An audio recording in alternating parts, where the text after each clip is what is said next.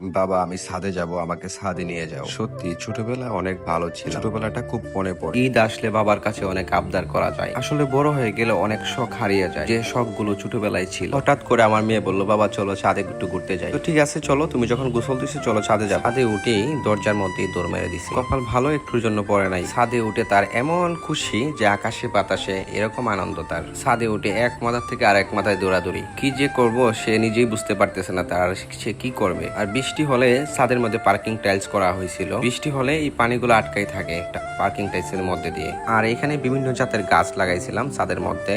এই গাছগুলা দেখতে পাচ্ছেন, এখানে ওষুধি গাছ আছে, বিভিন্ন গাছ আছে, লেবু গাছ আছে। একসময় ছাদে প্রায় 50 থেকে 60 জাতের গাছ ছিল। সময়ের অভাবে যত্ন করতে পারি না, এই জন্য ছাদের গাছগুলো অনেকটাই নষ্ট হয়ে যাচ্ছে। আর এই গাছগুলো হচ্ছে অ্যালোভেরা। অ্যালোভেরা গাছটা আমার খুব শখের গাছ ছিল। আর গরমের দিন আমি অ্যালোভেরা দিয়ে জুস তৈরি করতাম। অ্যালোভেরা জুসটা কিন্তু ঠান্ডা পানি দিয়ে আইস দিয়ে যখন ব্লেন্ডার করে এগুলাতে রস বের করে খাওয়া হয়, আসলে সত্যি এটা অনেকটা উপকার হয়। অ্যালোভেরা কিন্তু পেটের জন্য অনেক ভালো। আর এদিকে একটা নারকেল গাছের ডাগা পড়ে গেছে, এদিকে আর ফাইগুলা সরাইতেছে, ওইদিকে যাবে, ওই গাছটাকে ধরবে। এই গাছটা অনেকটা তার কাছ থেকে সুন্দর লাগতেছে, সেই গাছটা দেখতেছে, ওইখানে দাঁড়ায় রয়েছে অনেক কান ধরে। যে এই গাছটার পাতাগুলা কিরকম একটা পাতা, গাছের নামটা কি জানি না, আপনারা যদি জানেন অবশ্যই কমেন্ট বক্সে আমাকে জানাবেন। তো অনেকক্ষণ এই গাছের কাছে দাঁড়া রাখছে, আমাকে বলছে কিছু ছবি তুলে দেওয়ার জন্য, আমি তাকে কয়েকটা ছবি উঠাই দিয়েছিলাম। এদিকে বস্তার মধ্যে বিভিন্ন ধরনের গাছ, নারকেল গাছ, বিভিন্ন ধরনের সবজি, যেমন হয় কুমড়া গাছ বা বিভিন্ন ধরনের গাছ এখানে লাগানো হয়েছে। এটা হচ্ছে পেঁপে, ওই দেখতে পাচ্ছেন পেঁপে গাছ, বিভিন্ন ধরনের গাছ এখানে লাগানো হয়েছে।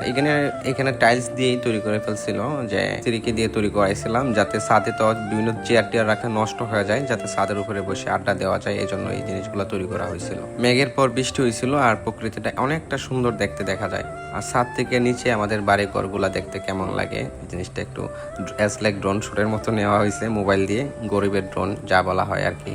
এদিকে বাড়ি ঘর পুকুরগুলা দেখতে কেমন দেখা যায়, আসলে সচরাচর এই জায়গায় উঠা হয় না, যখন উঠা হয় যে একটু ভিডিও ধারণ করি।